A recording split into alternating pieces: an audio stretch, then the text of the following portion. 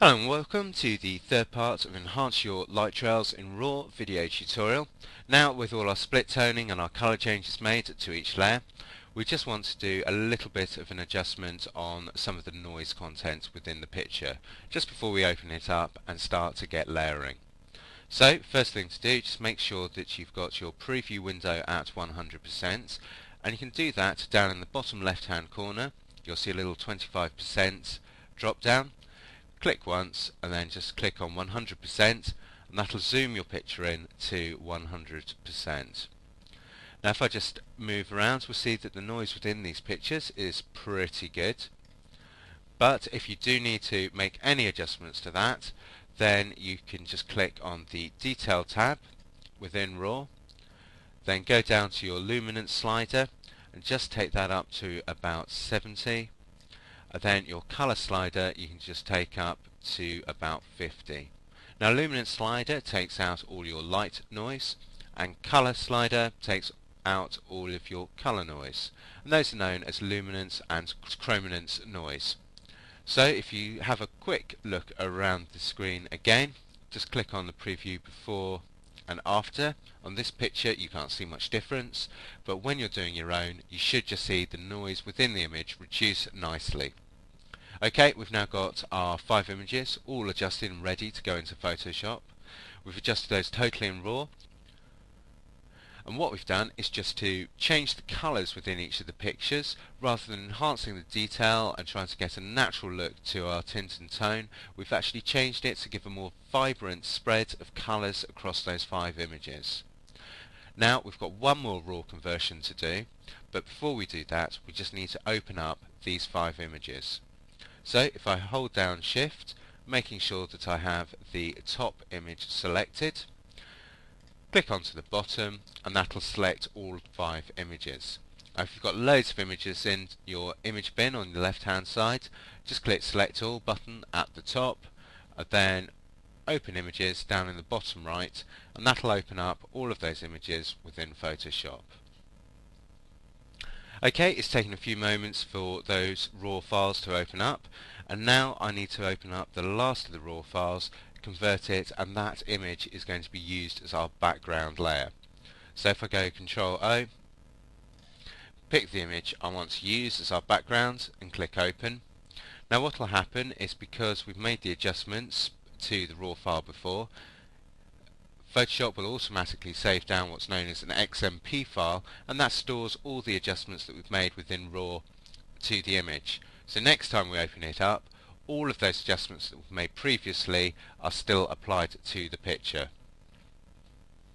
So if we wanted to get rid of those, we can either delete the XMP file from the actual hard disk, or we can just go to White Balance as Shot, and then Default. Then what we'll need to do is also reset all of our split toning and other adjustments that we've made.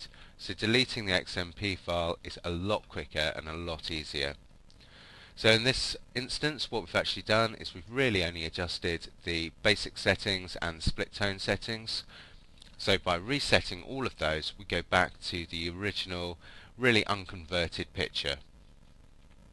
Now this time what we want to do is just pull out a bit of the dashboard detail and really get a nice high contrast, high impact dashboard going on.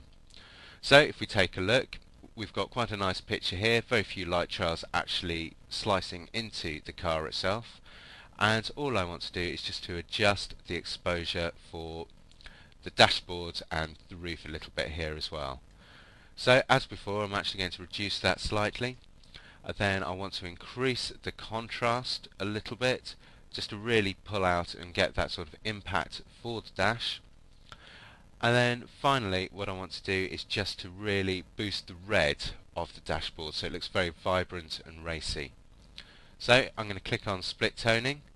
For my highlights I'm going to put my hue at red and just increase the saturation, and you can start to see the dashboard go red there. And again for the shadows, and this should really boost the red, change the shadow hue to red, and again just adjust the saturation. Now once I've done that, we can see that's looking really nice and sort of contrasty. Just click back onto the Basics tab and I can make any final adjustments I want to the dashboard there. I'm just going to lower the contrast down a little bit again and just increase the blacks just to really pull out some of the dashboard detail. Once I'm happy, just click Open Image and that'll open along with the others within Photoshop. Okay, with our final image for our backgrounds open, what we want to do now is just to layer stack all of those images. So, if I make sure that I can see all the pictures, just by pushing F toggles through the different screen modes. So I've gone from full screen to tiled. Here's my background image, and all I want to do is just to copy and paste each of these layers into this image. So if I click on first of the images, go Control A, Control C, or Apple A, Apple C, and that's basically selecting all and copying all. Then click onto my background layer, go Control V, and that'll paste that in. Now click back onto the other layer, close it down, don't bother saving it, and then we just repeat that process for each of the other layers.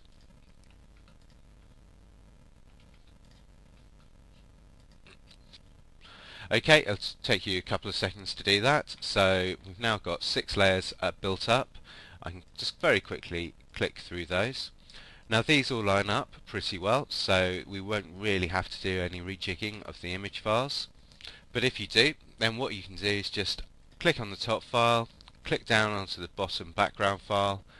What you can do is go to Edit and Auto Align Layers, and that'll very much like Photoshop's Photo Merge feature, that'll just align all of the layers and it'll look at all the content within the picture and align those up. Because of the varying different light trails, it may have a few difficulties, but generally it'll do a pretty good job. So we've got all of our layers into one document.